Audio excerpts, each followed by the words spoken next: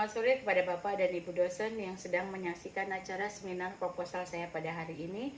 Pertama-tama saya mengucapkan puji dan syukur kehadirat Tuhan Yang Maha Esa, karena atas berkat-Nya saya bisa melaksanakan seminar proposal hari ini.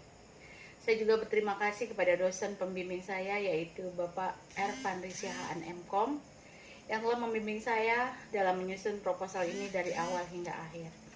Pada saat ini saya akan mempresentasikan seminar proposal saya yang berjudul Penerapan Jaringan Saraf Tiruan untuk Memprediksi Tingkat Penyebab Kematian dari 10 peringkat penyakit terbesar di Puskesmas Lubuk Pakam dengan menggunakan algoritma backpropagation. Saya memilih judul tersebut karena dilandasi oleh latar belakang yang sangat penting untuk diteliti. Saya akan memberikan penjelasan secara singkat tentang latar belakang dari judul yang saya bawakan hari ini. Latar belakang yang pertama adalah pentingnya kesehatan bagi setiap orang. Dapat kita ketahui bahwa kesehatan merupakan anugerah terbesar pemberian dari Yang Maha Kuasa kepada kita. Sehat tidak dapat dibeli dengan harta yang ada di dunia ini setinggi apapun jabatan yang diamanahkan kepada manusia. Dan sebanyak apapun harta yang dimiliki, tidak menjadi jaminan dapat dinikmati dengan baik jika sudah menderita penyakit. Oleh sebab itu, pentingnya menjaga kesehatan dengan menjaga pola makan dan beraktivitas setiap hari.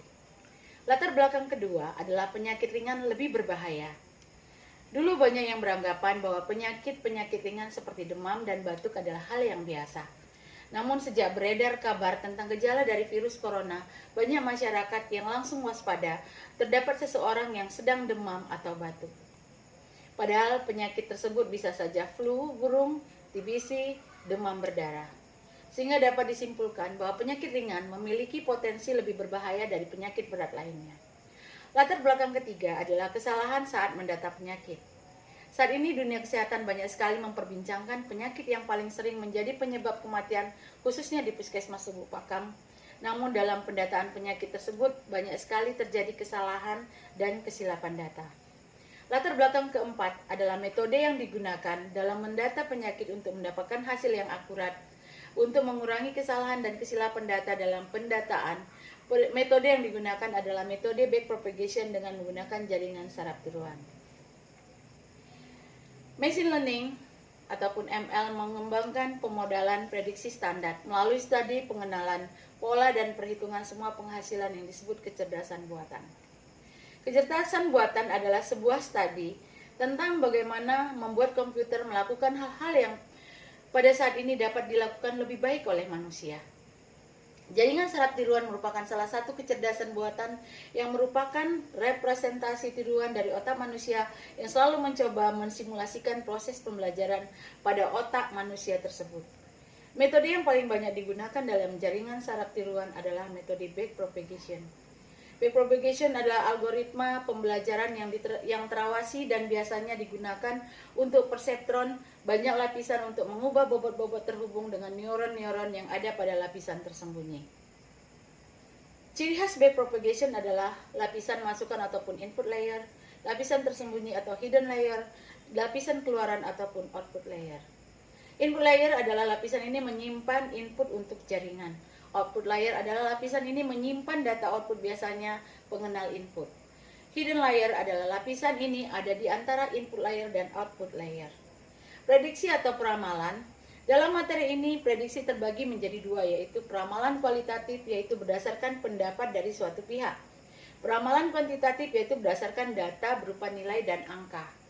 Skema kerja penelitian, mengumpulkan data.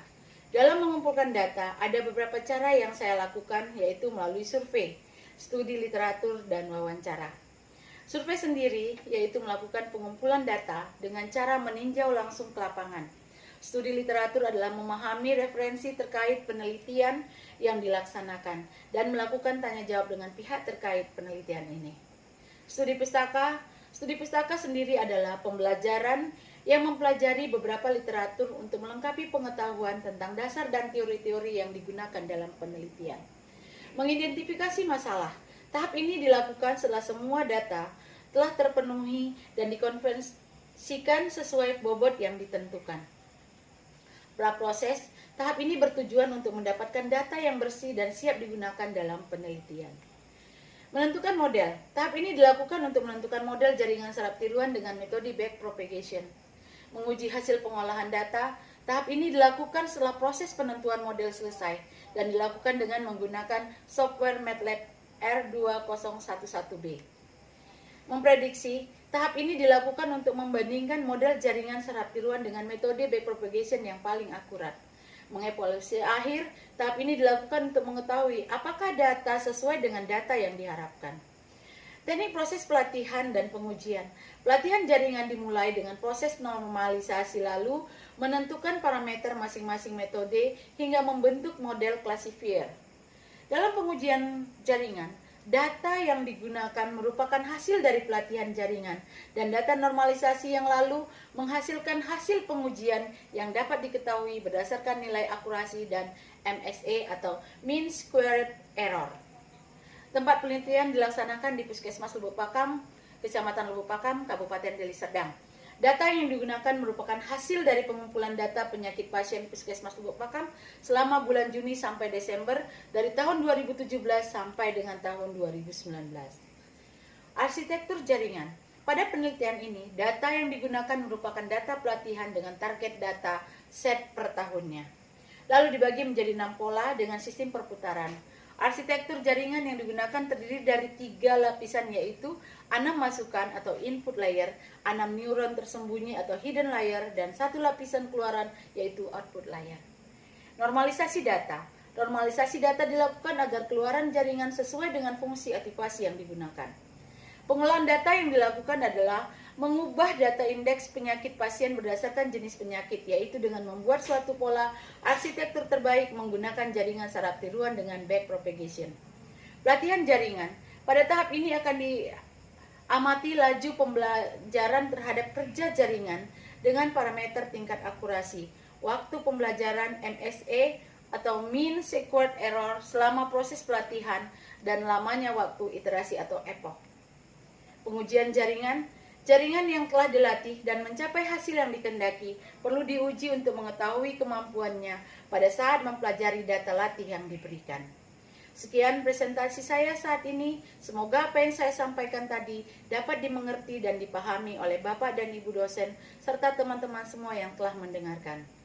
Banyak kesalahan dan kekurangan yang saya lakukan dalam presentasi ini. Saya harap Bapak dan Ibu dosen dapat memakluminya. Sekian dari saya, terima kasih dan salam sehat.